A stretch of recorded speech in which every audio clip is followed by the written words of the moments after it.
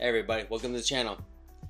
For today's video, what we're gonna do is I'm gonna go over my journey, my first steps in my journey in my Pokemon business. Now, I know what a lot of you are probably thinking right now. Chris, it's 2025. Are you out of your mind thinking about starting a Pokemon business right now when the market is booming, when cards, Pokemon products are so expensive? Are you crazy?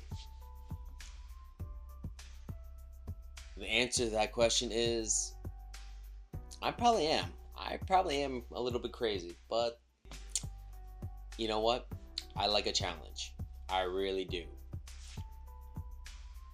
I believe even with the market with such a boom, a lot of the people are saying, oh, the bubble's gonna burst, the bubble's gonna go down, prices, these vendors, everybody who's trying to sell Pokemon cards are just gonna keep losing money.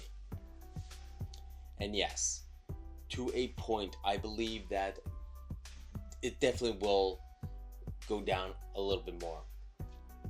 But for the most part, because this is such a luxury avenue when it comes to buying any kind of avenue, sports, toys, anything like that, is such a luxury item that people are gonna still want to spend. You have to look back and seeing some of the other stuff that through the ages, through time, back in Depression era,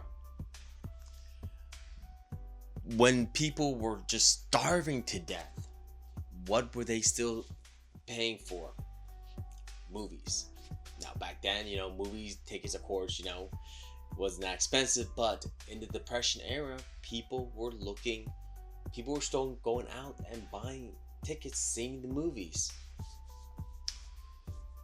Why is this? It's because it was an escape for them. It was a guilty pleasure. And so they were willing to pay the money that they didn't even have to escape their daily life, their daily grind. Now with Pokemon cards, it's almost like the exact same thing, in my opinion. I could be totally wrong. There's probably a lot smarter people out there, analysts that look to the data, look to everything. But my own personal belief is that Pokemon, for collectors, for these people that are buying these cards, it's like an escape for them. When they have these little cards, when they open up their binder and see the whole collection, it's like they're escaping their daily grind, their daily 9-to-5 grind, their kids, work, obligations, everything that they have going on in their life. They open up that binder, they see their cards, and it's like they're escaping it. For a couple minutes, they're escaping it. And this isn't just for Pokemon cards. This is for any kind of hobby, any kind of thing. People working on cars, people collecting toys, people collecting the Labubu's. They have that little Labubu, on their keychain, on their thing, carrying that around. It's like an escape, even though they're, charging enormous prices for these Labubu's from the resellers, from the scalpers, but they're still willing to do it for a little keychain stuffed animal plushie. So that's why I think that for this market, Pokemon cards, I think it's just gonna go skyrocketing. It's just gonna keep climbing and climbing and climbing. We just had a new release of Black Bolt and White Flare. Unfortunately, to me, it looks like it's slowing down a little bit because the only reason why it's still a great set, in my belief. That era, in my opinion, is still a great set. It has some great chase cards in it. The only reason I think it's declining a little bit is because everybody is just saving for the new sets that coming out soon. You know, the mega sets, which personally, for me, I am. I'm a huge mega fan. I love all the cards. Uh, Unfortunately, I couldn't get any of the cards. I used to have some, but in a binder, but I have no idea where it is. Unfortunately, I might have sold it years ago. I might have got it given away. Might have given it away to my relatives, my cousins, or whatever. Who knows? I have no idea where. But unfortunately, it's gone. It's gone. But since for me, this new Mega set's coming out, and on a plus note also, it's Mega Lucario. Lucario, one of my favorite Pokemon. For me, growing up, I watched the original cartoons. When Lucario was added onto the show, just love that Pokemon. My favorite one. So definitely, the new set for me is definitely going to be a one where I'm going to be offloading a lot more money than I usually do with any other set so far. But it's because next, I believe it's at this point, at the time of this video, I believe it's gonna be next month, towards the end of the month, it's gonna release. So I think that's why people are kind of like not buying as much Black Bolt and White Flare products, because they know that this mega set is coming out. The company, Pokemon company, maybe they kind of didn't do the right thing, releasing a set almost right after a new set drop.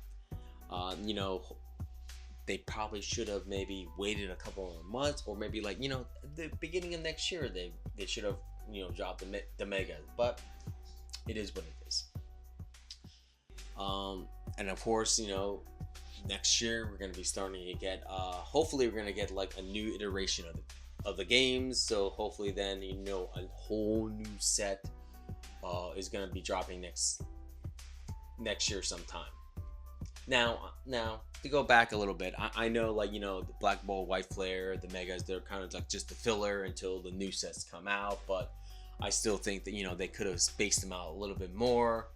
But that's just my opinion. Again, people at Pokemon marketing strategy, they're a lot smarter than me. But going forward, I think that's why the Pokemon is still gonna be a profitable business. You're still going to be able to make money selling these cards. There's still gonna be a demand for it, especially with all these new sets coming up. So that's why, even in 2025, going into 2026, that's why I am still going into this venture headstrong. Now I am not quitting my 9-to-5 job at this time. I would be ludicrous if I was. I'm still keeping my 9-to-5 job. The dream is hopefully down the line I will be able to quit my 9-to-5 job and do this full time as a company, as a business structure. Now diving into more so how I personally got started into the businesses. I'm trying to remember what I watched. I watched some YouTube video of I probably was a vending video of of people, and that's people selling cards at an event, and that's kind of how I got how I got started actually into the business. Collecting wise, I got into it a little bit further. I randomly was at a store, and believe it or not, I actually at the time, I think it was like last 2024, I was able to pick up a pack. I don't think it was anything crazy. I think it was like a Surging Sparks pack or whatever. But I got it. I ripped it. Got that nostalgia feeling, ripping it. Oh, my mistake. No, it was a 151. 151. Definitely was a 151 because I grew up with the original Pokemon. That's what I ripped. That's what I collected. So when I saw the 151 was basically like a redo of everything of the original pack, original sets. That's kind of what I decided to pack. But as a business venture, that was, watching a vendor POV. I think it was one of the earlier ones. I watched it. I saw the potential in it. Now, I know with a lot of these vendor POVs, they're kind of just showing you the highlights of their shows. Unless you go into the the full extended version, which now I think a lot of the YouTubers, content creators, they're starting to do now. They're starting to just post up the full vending experience, so you can kind of go through everything, all the bad, bad transactions, all the good ones, everything. So for me personally, I am a fan of that, because I can get to see the every aspect of the business, the bad and the good. Gives me more ammo, gives me more insight on the actual what's popular, what's not, what tactics kind of these vendors uses, what tactics even the buyer uses to try to negotiate. So for me, it's a lot better. I do watch those the quote unquote the extended cut. So for me there was multiple steps to starting this business that I started to brainstorm. First thing I wanted to do, I wanted to get, of course, like every other company, like every other business, we had to come up with a name. Rack my brain. I kind of wanted to give homage to like the old foils, because back in the day when base sets, you kind of just the hits were the foils, reverse foils, everything like that. So I wanted to kind of incorporate the foils, and also like if you ever open a pack, I don't know how many people actually realize this, but if you ever open a pack, you look inside, silver foil. So I kind of want to do it. So I kind of want to go with that aspect. And then Vanta, I don't know, it just caught me. I knew I wanted to have something with a V, because I could as a logo I could use the V. Really catching. Who wants victory? Victory. You won. You got to chase the card you wanted. So something I want to do. So like iterations, it all kind of came together. And the last part of it, collectibles, is just commonly collectibles. That's what this business is, collectibles. So it just became Vanta Foil Collectibles. After that, I kind of wanted to dive into, I had to dive into stock inventory. Because I started last year really getting back into collecting, I didn't have lots of money, lots of inventory to be able to, reasonably be able to sell anything.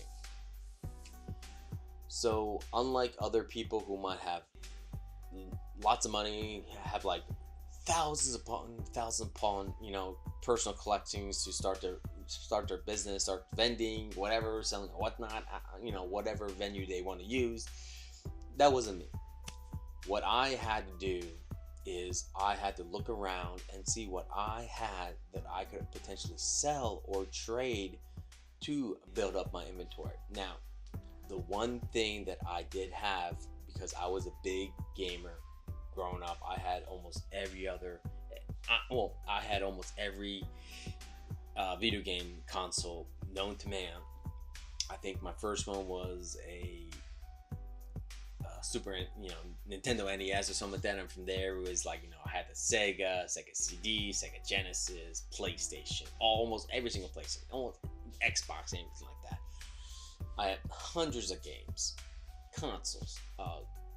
So that, and I honestly right now I still game a little bit, but I don't game as much. So for the longest time they were kind of just sitting in my closet doing nothing. So I figured, hey, I got a product here, games are still selling well, consoles are still selling well. Why don't I take this stuff and let me try to sell it or trade it in, and that will be my basis and my budget and my capital to get the inventory, the Pokemon cards that I needed. So that's what I did. So I shopped around a little bit, tried to get some, went to different stores, tried to get some, quotes on what they would do for selling and stuff like that. Pretty decent, pretty decent things. You're not gonna get what you want when you're trying to sell it. Sell at a store. Stores have to make their own profit as well. In my process of going to different stores, I did find one store that had a small collection of Pokemon cards and sealed products. So ultimately, I went with them and then I got a trade-in value, which, trade-in value, it was a little higher than selling, of course. So after I sold all that product, I actually traded that in for a bunch of Pokemon cards, singles, sealed products, anything I could get my hands on that I thought that I could make a profit out of.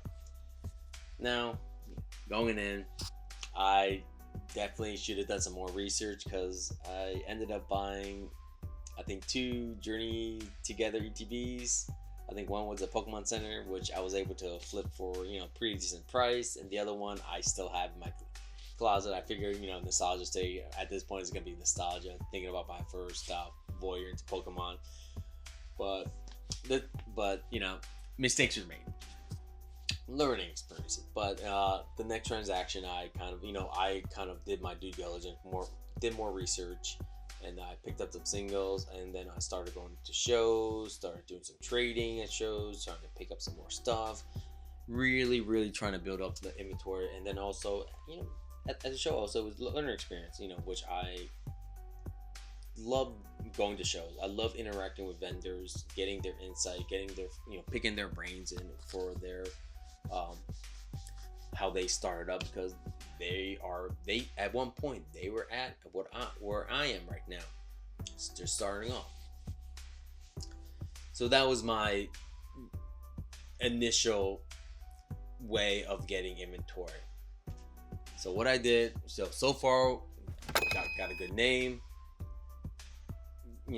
secure my inventory. The next step I had to do was find an outlet to sell these cards at. 2 biggest ones: TCG Player, eBay. I was researching both of them. TCG Player,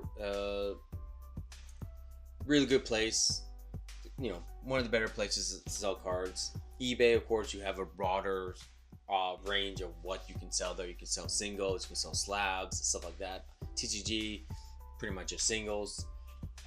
Only reason I chose TCG over eBay is because eBay, their fees you take out for your sales at that time just didn't make any sense to me. TCG was a little bit better.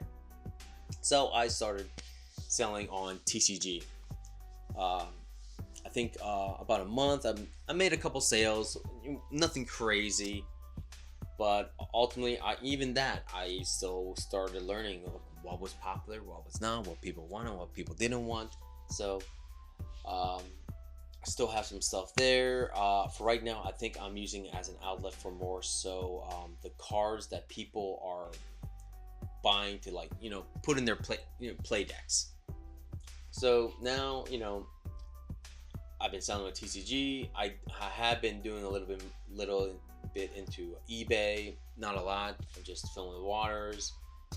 But now I'm at the point where I have to think of another avenue of generating some profit. So the logical next step would be Whatnot.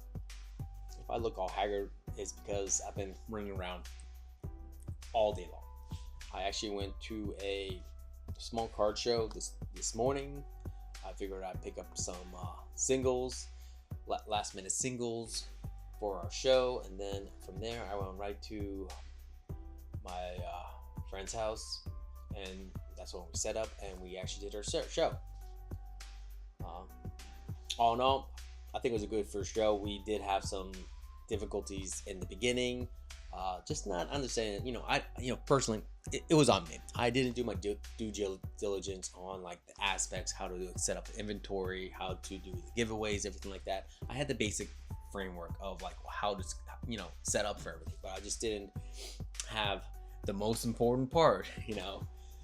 Being able to have inventory to have people bid on things. So that was an issue. So we kind of had some difficulty, but it was a first show. We once we actually start getting up,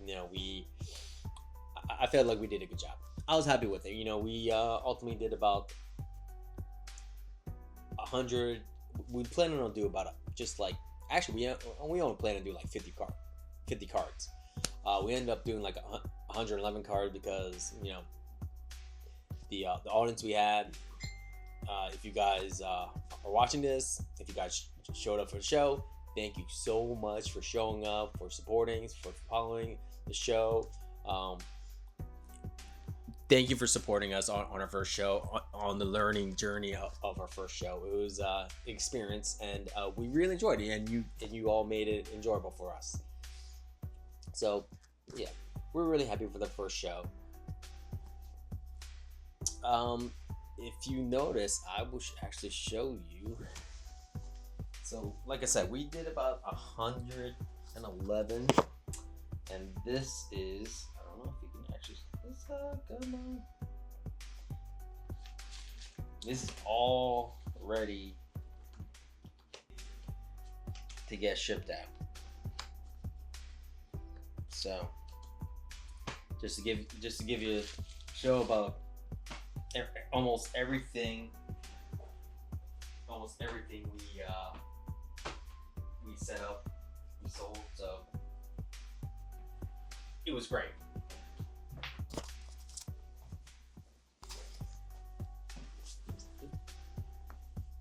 So again, thank you all, everyone, for who showed up, for the show. Thank you again for showing up and making the experience really enjoyable for us. We went through the hard parts together. We went through it, all the ones that stuck through the whole show for us. Thank you. We will be doing, hopefully, we're definitely gonna be doing another show. Right now, I think we have a show scheduled for next Sunday. We plan on, again, biggest thing for us, especially for newer people, starting a business, is going to be inventory. Many places we get inventory is from shows, is from our local card shops. I do have two card shops that I'm waiting for them to like restock when it comes to their products themselves, and then hopefully during this week I'll be able to go over there and pick something up. And then we are going to be going to probably a card show on Saturday before our show on Sunday, and hopefully we'll be able to pick up some really good bangers, really good products, so we can give it to everyone there. I will put the link below to our the whatnot, so if you guys want, which would be great, just give us a follow and just get notified and when our show is gonna pop up. So now that we got over the hump of doing our first show, I was nervous, right? I'm one of those people that I honestly wanted to do a whatnot show stream for a while now, but I'm one of those people that I just over analyze, want to prepare for everything, that I just kept putting it all. But honestly, everyone I talked to, everyone I've inquired, vendors who do whatnot shows themselves, they just said, honestly, you just got to do it. It's gonna be rough for your first show, and you just got to do the first one. After that first show, you can prepare all you want, but you just got to do it, and then it's a learning game. Hopefully, we'll get better and better with that. Now, after our whatnot show, which I was really happy about, our next venue is hopefully in the future is going to be vending, another avenue. For me personally, I really like the you know, face-to-face interactions, wheeling and dealing. I like that. So our next step is going to be vending. And then after that, hopefully the grand final step of this is going to be a brick and mortar store. That is our dream. That is our end point, is going to be a brick and mortar store. How long that's going to take, I don't know. We'll see. We'll find out. Until then, remember to like, comment, and subscribe. It might, you know, it might not be a lot for you, but for us, it means the world. Until next time, peace.